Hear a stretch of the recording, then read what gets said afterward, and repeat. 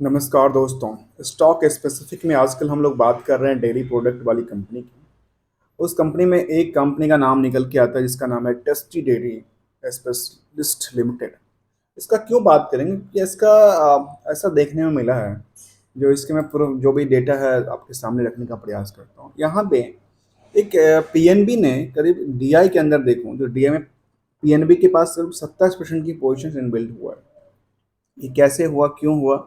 ऐसा लगता है जो पहले किसी लोन वगैरह हो सकते हैं कंपनी का, जो कि बाद में इक्विटी कन्वर्ट हो गया हो, और यही सिचुएशन हो सकती है। और अभी आज के डेट में देखा जाए तो इसका करीब पेनी स्टॉक्स नज़र आती है।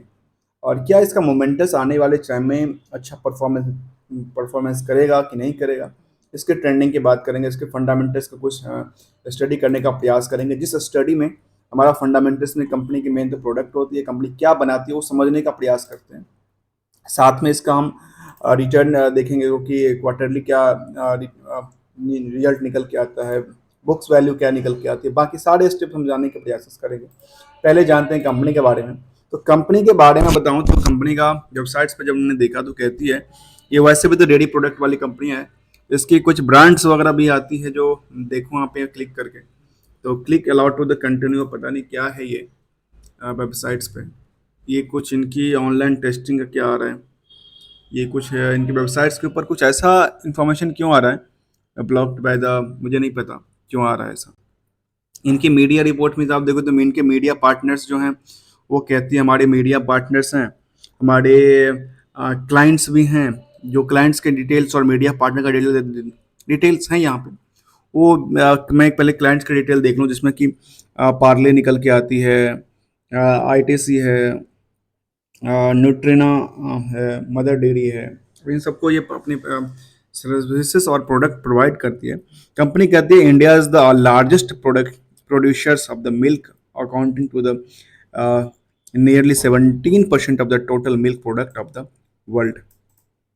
अब ये क्या मतलब कहती है नियरली 17% ऑफ द जो मिल्क प्रोडक्शन है वो इस कंपनी की है। कहते हैं India has the population of the more than 1 million people with diverse foods, habits, cultures, traditions, and the regional variations within the country can be mind bogglings. ये एक इन्फॉर्मेशन है इसके वेबसाइट्स में जो अबाउट अस में लिखा हुआ है। हम इसके स्टॉक प्राइस पे क्यों चर्चा करेंगे, क्योंकि यहाँ पे देखने को वैसे हम सेक्टर वाइज स्टडी कर रहे हैं तो ऐसा देखने को मिला जो इसके स्टॉक में पीएनबी का स्टेक करीब 70% बढ़ा है इसी क्वार्टर के मार्च क्वार्टर में। अब इसको जानने के प्रयास करते हैं क्या है इसका। हम आज देखें सैटरडे के दिन भी मार्केट आज स्पेशल ओपन है।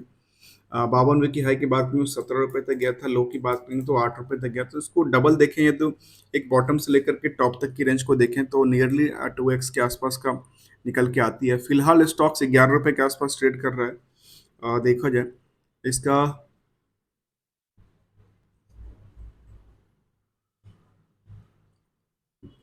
जो बाकी जो चीज़ें हैं वो सब की सब छोटी कंपनी है और नुकसान में दिखती है जिसमें कि पीई रेशियो या पीबी की बात करें तो कुछ भी नहीं है, आरओई की बात करें तो कुछ भी नहीं है। ये सब निगेटिव्स में। और डेयरी प्रोडक्ट वाली कंपनी है। हमने एक साल का डेटा को लिया यहाँ पे। एक साल के डेटा में ये लग रहा है जो स्टॉक ने एक साल में काफ़ी अच्छी मोमेंटल किया था। लेकिन इसमें एक चीज़ मैं देखूँ ये स्टॉक्स बहुत ज़्यादा भारी भरकम खरीदारी बिकवाली में नहीं रहता।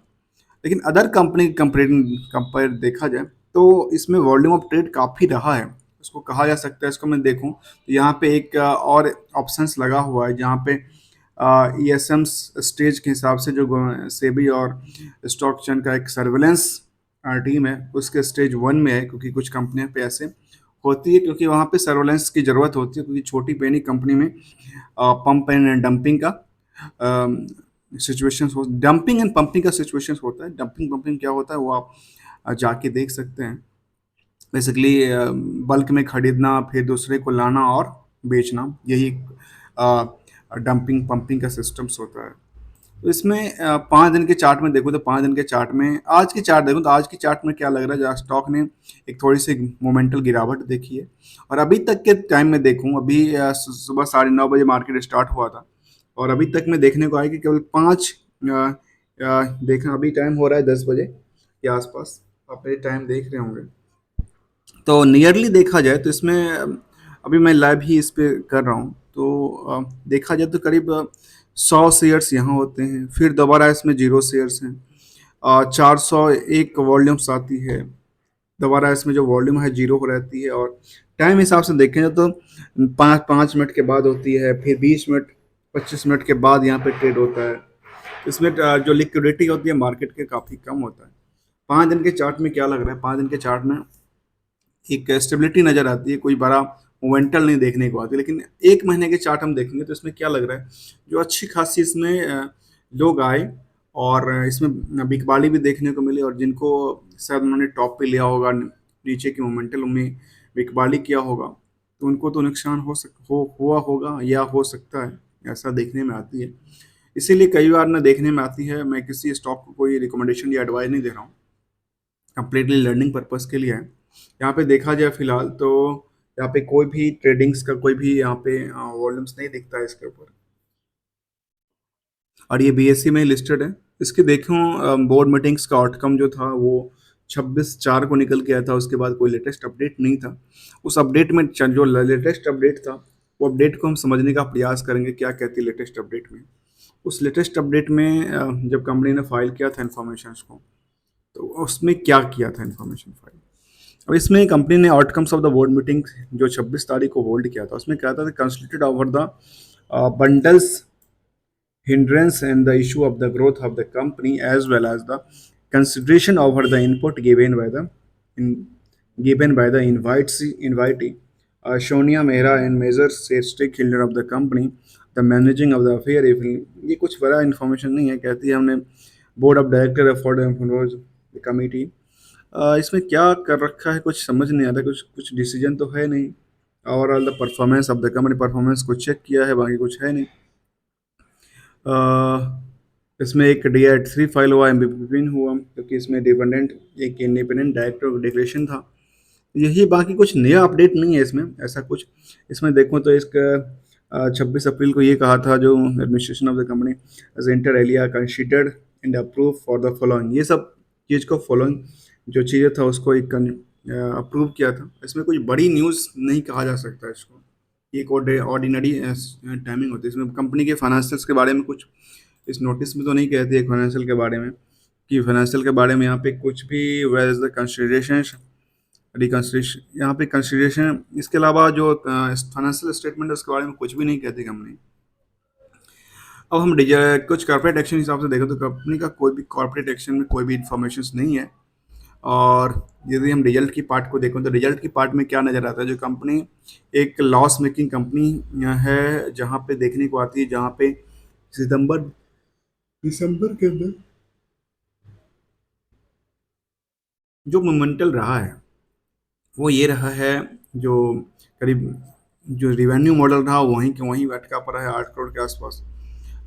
नेट प्रॉफिट जो 2 करोड़ नुकसान में था, वो 23 करोड़ से ज़्यादा नुकसान हो जाता है, जिसकी वजह से ऑपरेटिंग प्रॉफिट मार्जिन का ही काफ़ी नुकसान हो गया है। इसका कुछ और पीरियड का डेटा को हम देखें समझने के लिए, तो क्या निकल के आती है, इसके कुछ क्वार्टरली डेटा को देखें, और कंपनी का कोई सब्सिडी कंपनी भी नहीं है, इसका ये निकल के आता है। यदि मैं इसको क्वार्टरली डेटा को देखूं सेल्स के हिसाब से, तो सेल्स किसी टाइम में इसका अच्छा खासा था, यहाँ पे 105 करोड़, 62 करोड़, 52 करोड़, 58 करोड़, 33 करोड़, लेकिन ये दिन ब दिन इसकी सेल्स घटती जा रही है। और जैसे मैंने देखा, इसका जून से लेकर के फिर सितंबर में 9 करोड़ हो जाता है, फिर आ, दिसंबर में 8 करोड़ हो जाता है। और इसकी वजह से जो प्रॉफिट का पार्ट, क्योंकि एक्सपेंसेस पार्ट में काफ़ी मोमेंटल नहीं हुआ है, एक्सपेंसेस तो लमसम जितना उनका निकल के आता था उतना ही था। वो यहाँ पे एक चीज़ और बताऊँ, इनका जो टोटल रेवेन्यू था वो 105 करोड़ था, टोटल एक्सपेंसेस 103 करोड़ था, तो 2 करोड़ का प्रॉफिट होता है। मतलब क्या कर रही है कंपनी, कहती है, हम इनके वेबसाइट्स पे देखेंगे तो कहती है कंपनी, हम तो वर्ल्ड के टॉप मोस्ट लीडर्स हैं। ये कहते हैं लार्जेस्ट प्रोड्यूसर्स, इंडिया के सबसे बड़े प्रोड्यूसर्स हैं अकॉर्डिंग अकॉर्डिंग दस, वहाँ पे 17% ऑफ द रिटेल्स मार्केट। ये पता नहीं अब क्या है यहाँ पे, जो कहती तो कुछ और है, लेकिन यहाँ पे सेल्स तो कुछ ऐसा दिखता नहीं है। इनका मैनेजमेंट की फेलियर फेलियर कहा जा सकता है। और मैनेजमेंट। यहाँ स्टॉक मार्केट में एक यही होता है, जब मार्केट से आपने फंड ले लिया ना, तो फंड ले लिया तो जो आपने इक्विटी बेच दिया, इक्विटी की तो आपको कुछ लायबिलिटी है नहीं। और यदि कंपनी नुकसान में जाएगा, मैनेजमेंट ने अपने पास पैसे रख लिया या कुछ भी वजह से, तो किसका बेनिफिट किसका लॉस, वो आप समझ सकते हैं अच्छे से। इसीलिए कई बार होता है, जो हम एक लेके आएंगे अपनी एक ओवरऑल ओवरव्यू के लिए, जो कंपनी वाइज जब हमने स्टडी किया है इतनी सारी कंपनी पे। अब यहाँ पे एक चीज़ और देखो, जो कि कुछ पीरियड, यदि मैं यहाँ पे चलो मैं क्वार्टरली छोड़ के मैं जाता हूँ इसके ऊपर, जैसे मैं प्रॉफिट लॉस में जाता हूँ, तो यहाँ पे क्या नजर आता है, यहाँ पे प्रॉफिट लॉस में ये नजर आता है जो कंपनी का दिन बाय दिन पूरे ईयर के हिसाब से भी देखा जाए तो साल बे साल इसमें एक प्रॉफिट के वजह पे नुकसान हो रहा है। जबकि देखो इसका किसी टाइम में प्रॉफिट की पार्ट सबसे लार्जेस्ट दिखती है 403 करोड़ के आसपास, और इसका 403 करोड़ के होने के बावजूद भी इनका यदि प्रॉफिट का पार्ट देखो तो केवल 4 करोड़ निकल के आता है। अब ये क्या चल रहा है मुझे नहीं पता, क्योंकि इसमें 4% का प्रॉफिट, 1% का भी प्रॉफिट नजर नहीं आता इनके टोटल सेल्स के ऊपर।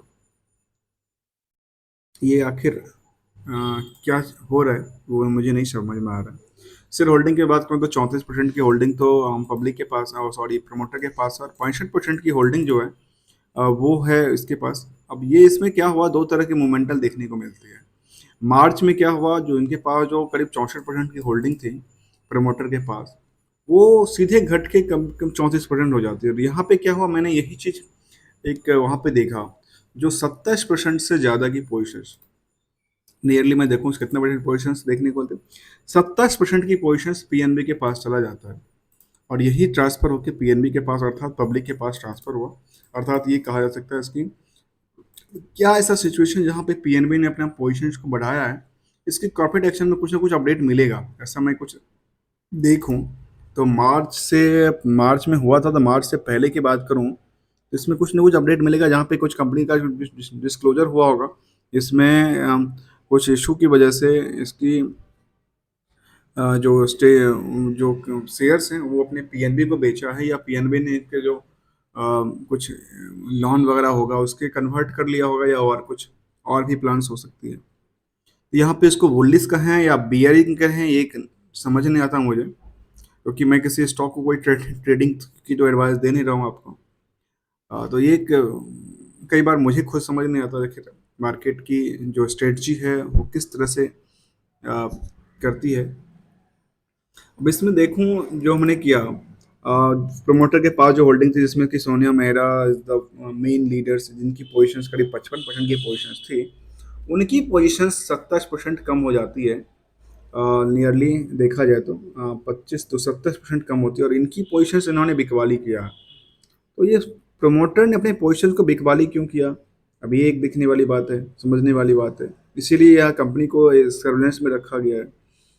दूसरा अतुल मेहरा, जो उनके फैमिली मेंबर होंगे, लेकिन नाम से ऐसा लगता है। तो इसमें देखा जाए तो 70% की होल्डिंग पीएनबी के पास ट्रांसफर हुआ।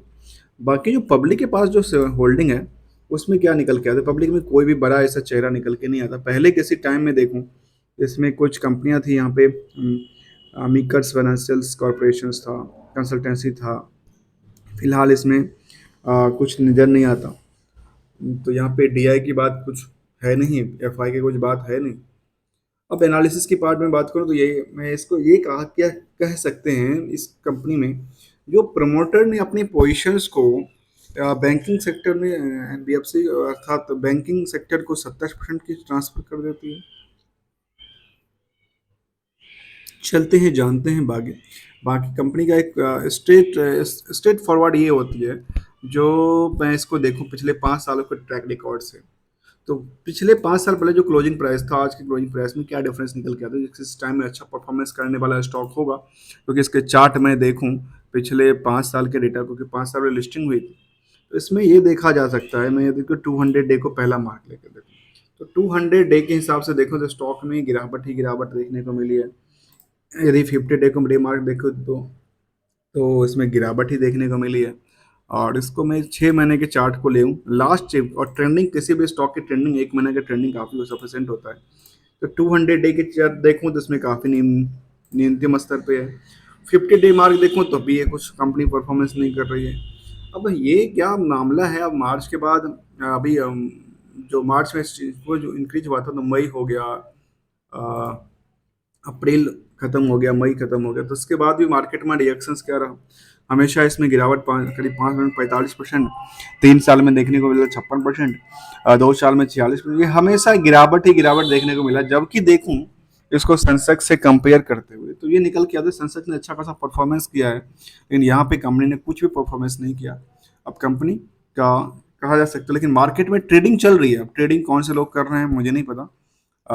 जहाँ पे ट्रेडिंग के देखो तो आज भी ट्रेडिंग चल रही है मार्केट में, और अच्छी खासी इसमें बिकवाली ही देखने को मिलती है। बिकवाली बिकवाली बिकवाली ही देखने को मिल रही है बैक टू बैक कुछ पीरियड में। ओवरऑल कोई इसमें तो कोई ग्रोथ लेवल देखने को मिलती नहीं है। दोस्तों कोई वीडियो किसी स्टॉक में कोई रिकमेंडेशन या एडवाइस नहीं है, मैं कम्प्लीटली लर्निंग पर्पस में स्टेप बाय स्टेप समझने का प्रयास किया। बात कर रहे थे टेस्टी डेरिव्स की, इसके बारे में हमने समझने का प्रयास किया, और इसका हमने सब कुछ एक सिंगल में समझने का प्रयास किया है। यदि वीडियो अच्छा लग रहा हो तो लाइक शेयर सब्सक्राइब करना ना भूलना। Thank you so much. इसकी पीयर्स कंपनी की भी चर्चा करेंगे। पीयर्स कंपनी की एक बात बताऊं तो पीयर्स कंपनी में हसन पर हमने ऑलरेडी किया हुआ है, उमंग डेयरी से पे हमने किया हुआ है, एक विराट निकल के आते हैं, इस पर भी हम बात करेंगे आगे चल करके। सबकी कंपेरेटिव इन्फॉर्मेशन को एक बार कलेक्ट करने के बाद एक कंपेरेटिव सेक्टर वाइज परफॉर्मेंस देखेंगे, जो किसका बेहतर परफॉर्मेंस निकल के आता है और किसका ग्रोइंग देखते हैं मार्केट के अंदर, और कौन सा अच्छा सबसे अच्छा है, कौन सा अच्छा लेवल पे चल रहा है। Thank you so much for joining.